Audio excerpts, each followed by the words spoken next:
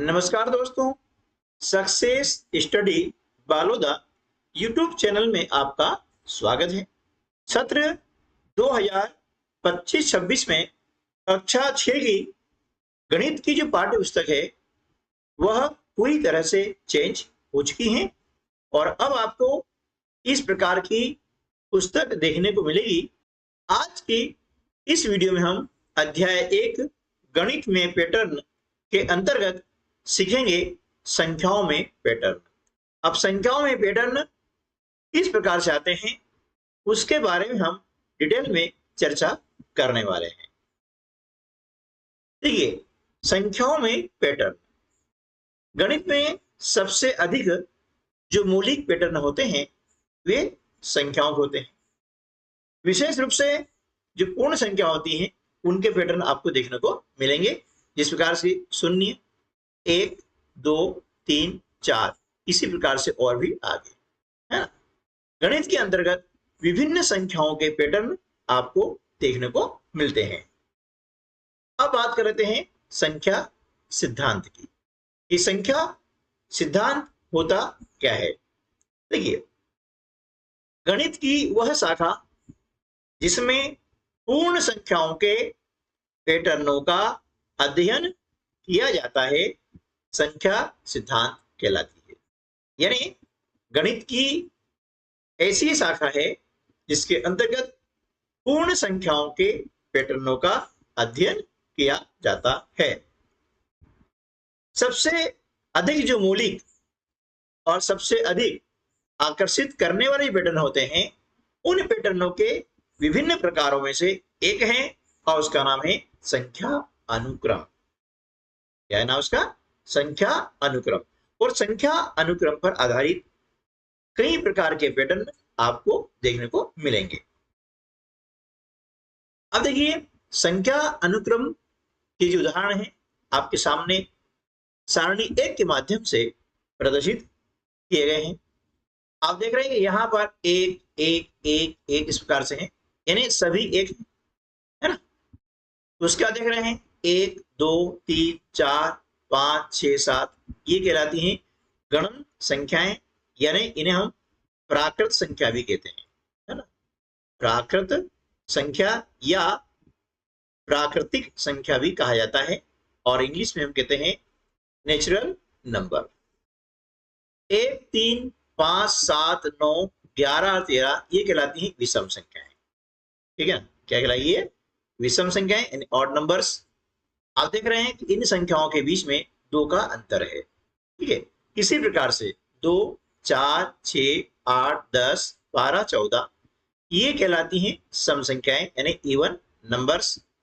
ये संख्याएं 2 के गुणज में होती है। इसमें होती है 2 के गुणज में, या हम कह सकते हैं कि 2 के जो अपवर्त्य होते हैं, है ना, अपवर्त्य बोले या हम बोलते हैं गुणज। ठीक है ना, इंग्लिश में कहते हैं सर मल्टीपल। अब यहां पर 1 3 6 10 15 21 और 28 ये कहलाती हैं त्रिभुजाकार संख्याएं। अब इसके बाद में आती हैं वर्ग संख्याएं। आप देख रहे हैं 1 4 9 16 25 36 49, है ना, ये क्या रहेगी? ये कहलाती है वर्ग संख्याएं। यानी किसी संख्या में उसी संख्या का जब हम गुणा करते हैं तो प्राप्त गुणनफल होता है, उसे हम कहते हैं वर्ग। जैसे देखिए, 2 में हमने 2 का गुणा किया, कितना हुआ? 4। ये 4 क्या हो गया? ये कहलाएगी वर्ग संख्याएं। इसी प्रकार से यदि 5 में हम 5 का गुणा करते हैं तो गुणनफल हमें 25 प्राप्त होता है, तो 25 कहलाए गए वर्ग संख्याएं। इसी प्रकार से 7 में 7 का गुणा करते हैं तो हो जाता है 49। ये 49 जो है ये कहलाएगी आपकी वर्ग संख्याएं। ठीक है, चलिए अब 1 8 27 64 125 216 ये हैं आपकी घन संख्याएं। घन संख्या यानी किसी भी संख्या को आपस में 3 बार गुणा किया जाता है। कैसे? देखिए, 2 संख्या है, इनको हम आपस में 3 बार गुणा करते हैं इस प्रकार से, 2 दूनी 4 और 4 दूनी 8, तो 8 हो गई आपकी घन संख्या। ये आप देख रहे हैं यहाँ पर है ना, ये हो गई घन संख्या। इसी प्रकार से यदि आप 3 लेते हैं, है ना, 3 को आपस में हम 3 बार गुणा करते हैं तो इनका गुणनफल हो जाता है, देखिए 3 तिया 9 और 9 तिया 27, तो 27 क्या हो गई, ये घन संख्या हो गई। इसी प्रकार से ये संख्याएं बनी हुई हैं और आप भी इस प्रकार की अनेक संख्याएं गुणा करके प्राप्त कर सकते हैं। इसके बाद में 1 2 3 5 8 13 21 ये कहलाती हैं विरहांक संख्याएं। क्या कहलाती है, विरहांक संख्याएं। अब देखिए विरहांक संख्या क्या होती है कि इसमें पिछली 2 संख्याएं हैं उनका जोड़ अगली संख्या होती है। जैसे देखिए यहां पर 1 और 2 है, इनको जोड़ा कितना गया 3, है ना। इसी प्रकार से 2 और 3 को जोड़ा, है ना, तो कितना गया 5। अब 3 और 5 जोड़ा तो कितना गया 8। अब 5 और 8 जोड़ते हैं कितना आया 13। 8 और 13 को जोड़ने पर कितना आ रहा है 21। इसी प्रकार से 13 और 21 को जोड़ते हैं तो यहाँ क्या आ जाएगा 34। ये 34 जो है 13 और 21 की हो गई विरहांक संख्या, ठीक है। इसके बाद में 1 2 4 8 16 32 64 ये है 2 की घात है। देखिए कैसे, 2 की घात शून्य है। आपको मालूम है कि जिस संख्या की घातांक शून्य होती है उसका मान हमेशा 1 होता है ना। अब इसके बाद में 2 की घातांक 1 है, मतलब 2 का एक ही बार गुणा करना, एक ही बार आएगा तो 2 आ जाएगा। फिर 2 की घातांक 2, इसका मतलब ये हुआ कि आधार 2 है, इसका 2 बार गुणा करना है, 2 गुणा 2 बराबर क्या हो गया 4। आप देख रहे हैं यहाँ पर 1 2 और 4 ये हो गई आपकी 2 की घातांक वाली संख्याएं। इसी प्रकार से घातांक बढ़ती जाएगी और संख्या भी आगे बढ़ती हुई चली जाएगी। इसी प्रकार से आता है 3 की घातें। जिस प्रकार से 2 घातें हैं ऐसे हो जाएगी 3 घातें। अब 3 की घातांक 0 मतलब इसका मान हो गया 1। 3 की घातांक 1 इसका मान हो गया 3, है ना। 3 की घातांक 2 यानी 3 गुणा 3 बराबर 9, इस प्रकार से। अब इसी प्रकार से 3 की घातांक 3, है ना, वो आगे बढ़ती हुई चली जाएगी। ये संख्याएं 3 की घातांक के रूप में है, ये संख्याएं 2 के घातांक के रूप में है। ये जो संख्या अनुक्रम है इसे हम श्रेणी क्रम भी कहते हैं, सीरीज भी कहते हैं रीजनिंग के अंतर्गत। और इस टाइप के प्रश्न एनएमएस, सैनिक स्कूल परीक्षा या इसी प्रकार की अन्य जो प्रतियोगी परीक्षा होती हैं उनके अंतर्गत ये पूछी जाती हैं। चलिए अब हम गणितीय चर्चा कर लेते हैं। आइए पता लगाएं। अब चर्चा का बिंदु क्या है कि क्या आप सारणी 1 में दिए प्रत्येक अनुक्रम में पैटर्न की पहचान कर सकते हैं।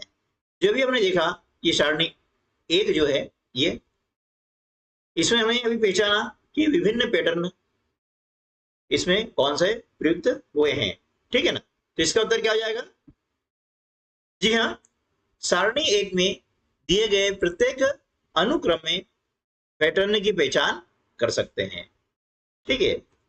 अब चर्चा का बिंदु क्रमांक 2 यह है कि सारणी 1 में दिए प्रत्येक अनुक्रम को उसकी अगली 3 संख्याओं सहित अपनी नोटबुक में पुनः लिखिए।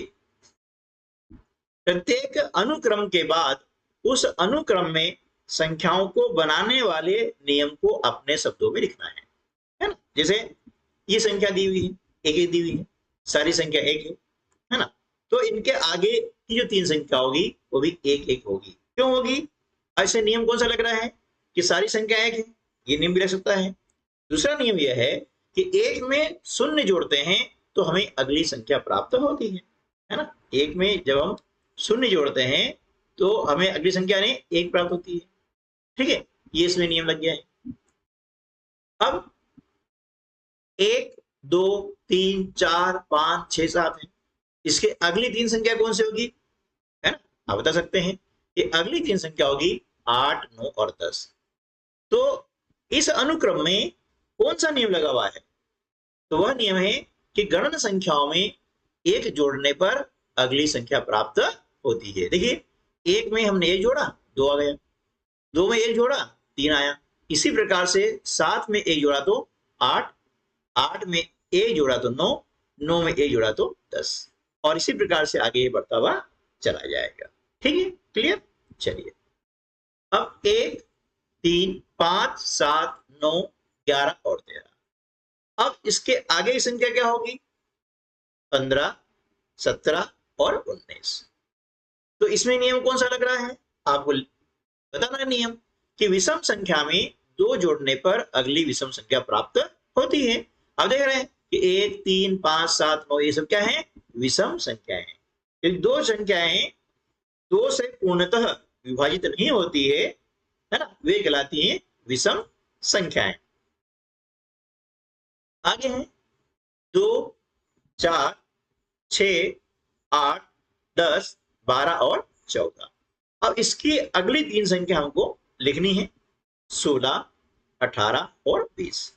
अब इसमें नियम कौन सा है? देखिए, इस जो सम संख्या है उनमें 2 जोड़ने पर हमें अगली सम संख्या प्राप्त हो जाती है। ठीक है ना? यानी इसको ये भी कह सकते हैं कि सम संख्या जो है 2 का गुणज है ना? सम संख्या क्या है? 2 का गुणज है। ये भी हम यहाँ पर कह सकते हैं।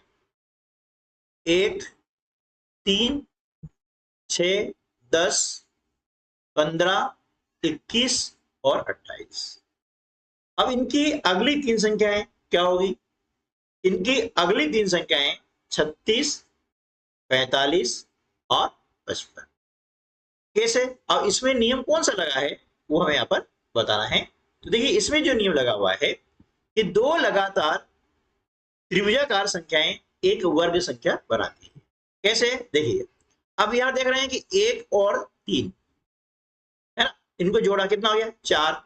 तो 4 क्या है? एक वर्ग संख्या है ना? इसी प्रकार से 3 और 6 इनको जोड़ते हैं तो कितना आता है? 9। 9 भी एक वर्ग संख्या है। ठीक है ना? 6 और 10 कितना हो गया? 16। 16 भी एक वर्ग संख्या है, ये 4 का वर्ग है। 9 3 का वर्ग है, 4 2 का वर्ग है। ठीक है ना? तो इस प्रकार से 2 लगातार त्रिभुजाकार संख्याएं एक वर्ग संख्या बनाती है। आगे देख लीजिए, 10 और 15 कितना हुआ? 25 है ना? 25 5 का वर्ग है।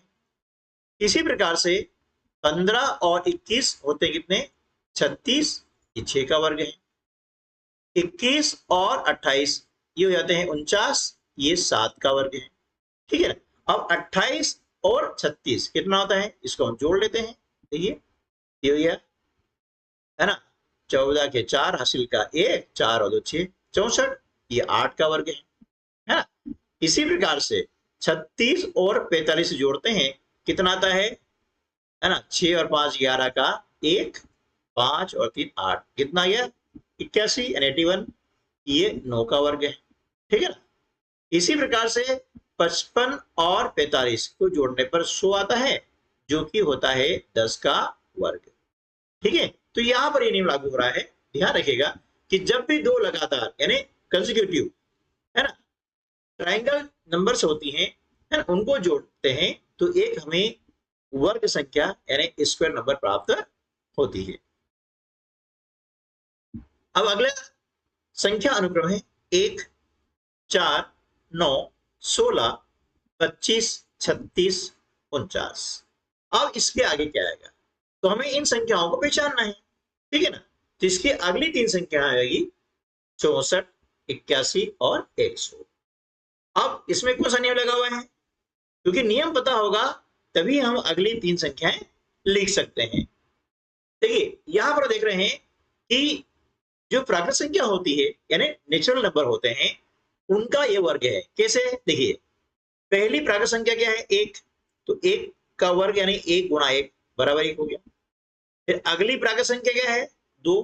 अब 2 का वर्ग यानी 2 गुणा 2, 2 दूनी 4 हो गया। फिर 3, 3 का वर्ग 9। इसी प्रकार से 4 का वर्ग 16, 5 का वर्ग 25, 6 का वर्ग 36, 7 का वर्ग 49, ये हो गया 8 का वर्ग 64, 9 का वर्ग 81 और 10 का वर्ग 100। वर्ग यानी उसी संख्या का उसी संख्या में गुणा करना। अब देख रहे हैं, इसे हम कहते हैं वर्ग। क्लियर हो गया? चलिए अगला जो संख्या अनुक्रम है उसे हम देख लेते हैं। 1, 8, 27, 64, 125, 216। अब इसकी अगली तीन संख्याएं कौन सी होगी? सोचिए। देखिए इसकी अगली तीन संख्या होगी 343, 512 और 729। कैसे? उसके लिए जो इसमें नियम लगा हुआ है वो नियम यह है कि ये संख्याएं प्राकृत संख्या का घन है। घन है ऐसी संख्या जिसकी घातांक 3 होती है ना? ये 3 होती है घातांक। तो जो आधार होता है 1, इसको आपस में हम 3 बार गुणा करते हैं। तो 1 का घन कितना हो गया? 1। इसी प्रकार से 2 का घन यानी 2 की घातांक 3। अब 2 को हमें आपस में 3 बार इस प्रकार से लिख करके गुणा करना है, गुणा के रूप में लिखना है और गुणा करना है। 2 दूनी 4, 4 दूनी 8, है ना? आप देख रहे हैं कि 8 2 का घन है। इसी प्रकार हम देखते हैं 3 का घन निकालते हैं, है ना? 3 का घन है 3 गुणा 3 गुणा 3। इनका गुणा कीजिए, 3 तिया 9 और 9 तिया 27। देखिए 3 का घन कितना आ गया? यह है 27।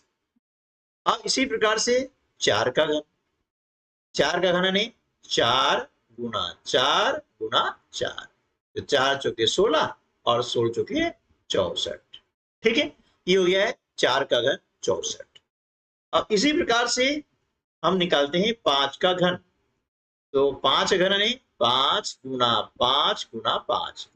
55 25 और 25 पंजे 125। ये आ गया 5 का घन। अब 6 का घन 6 गुणा 6 गुणा 6 कितना आ गया? 216। फिर 7 का घन 343, ये मैंने लिखा।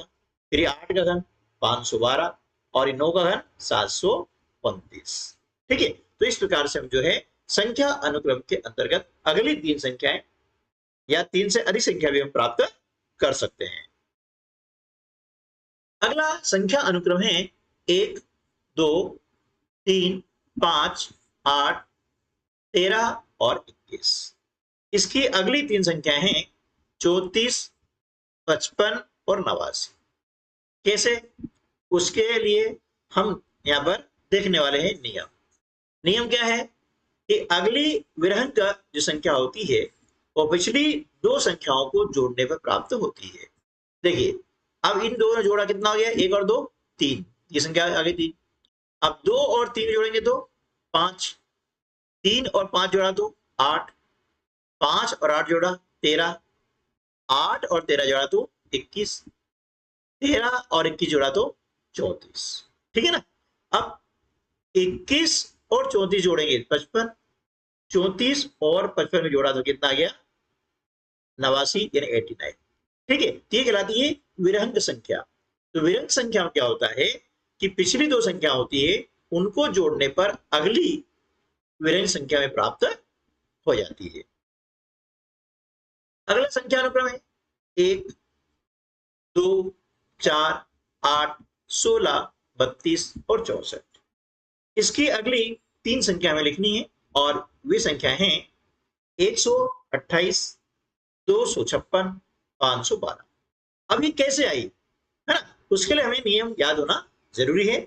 और वो नियम कौन सा है? चलिए उसको देख लेते हैं कि यहां पर हम देख रहे हैं कि ये जो संख्या दी है ना, ये 2 की घात पूर्ण संख्याएं हैं, यानी 2 की घात के रूप में है। और घात कैसी है? पूर्ण संख्याओं रूप में है।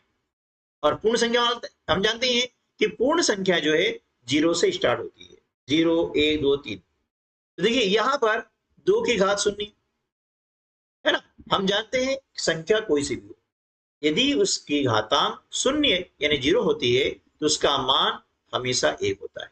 ठीक, फिर 2 की घातांक 1 का मान कितना आ जाएगा? 2।